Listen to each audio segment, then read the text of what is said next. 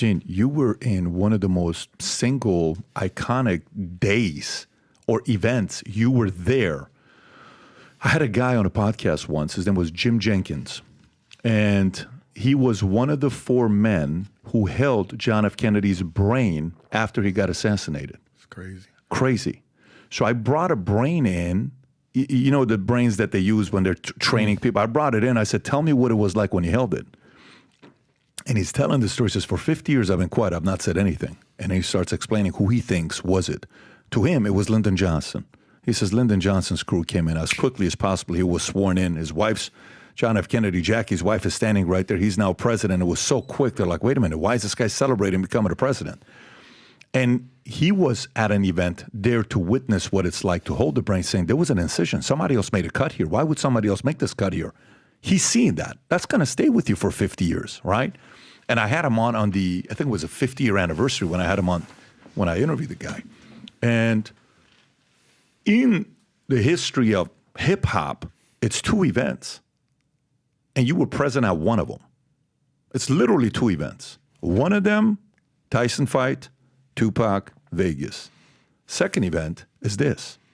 So I totally feel it. And for me, I don't have anything to want to get information from this, but I was a fan and I followed these stories as a young kid, seeing 2 of the greatest artists not be here with us. Think about it if they were around right now. Mm-hmm.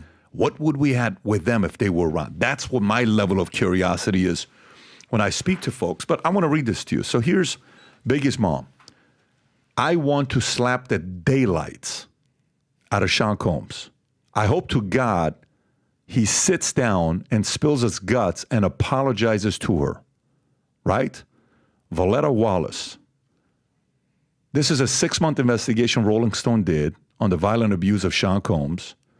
Biggie's mom tells Rolling Stone that she hopes the disgraced bad boy mogul apologizes to Cassie and his mother, and as she wants to slap the daylights out of him.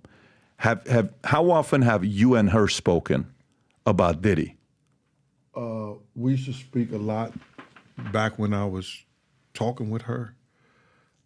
I held her hand and I told her the whole story about her son and everything that went down. And what you just brought me back to the part when I was holding Big, and the urine and the feces smell, and that type of shit you never get out your system, bro. And and you want to think that because he was, I try to believe that I would feel that way about any man that I went that to. Mm-hmm. But because Big was so great and he was so good, you know, like to me, like, yo, Gene, you say, D-Rock, you want this box of clothes? And D-Rock say, nah, that's from Mecca, or that's from, what's it, Lugs, or that's from them. I don't want that shit. Yo, Gene, you can have it.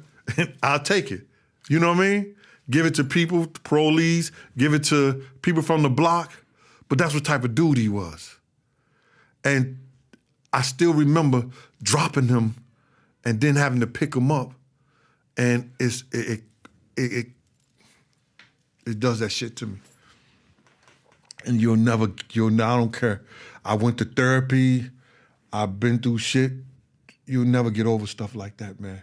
And then the fact that people don't understand, they think that you're doing somebody wrong when people could have came out with the truth. And if you come out with the truth, you understand, a lie won't live. You understand? What happens is that when somebody tell a lie, the truth has to face it. And because he's been lying all these years, he's been faced with the truth. And you got to deal with it. Have you had a discussion where to know how his mom feels? Does his mom feel that Diddy was involved? I know how his mom feels, and I'm not at liberty to speak on the way she feels. Has she ever expressed it or no? Has she ever expressed what? She knows the truth. Of what happened? She knows the truth. If you watch any and everything they ever did, she's on one side, he's on the other side. Big. Huh? Who? Biggs? No, Big's mother. Oh. Puff. Right. They never Agreed. together. Got it. You understand? So she was never supportive of him. She was never never liked supportive. him. Never trusted him. Never. Yeah. Well, And then after I told her what went down and what happened, she had to be quiet. Because to me, first off, the people who was around her was Puff people. Mark Pitts, Wayne Barrows, they were Puff people. In these uncertain times, if there's anything we need, is we need people to believe the future looks bright. So you, if you've heard about me saying this mission to you, we're on a mission to get 1 million people to wear this gear, and this is what we're doing.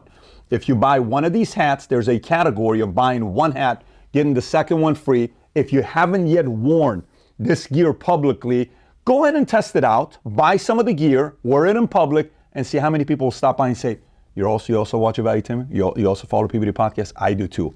Place your order. Go to vtmerch.com, click on the link above or below, place your order, and represent the VT and the PBD Podcast gear. So if you like this clip and you want to watch another one, click right here. And if you want to watch the entire podcast, click right here.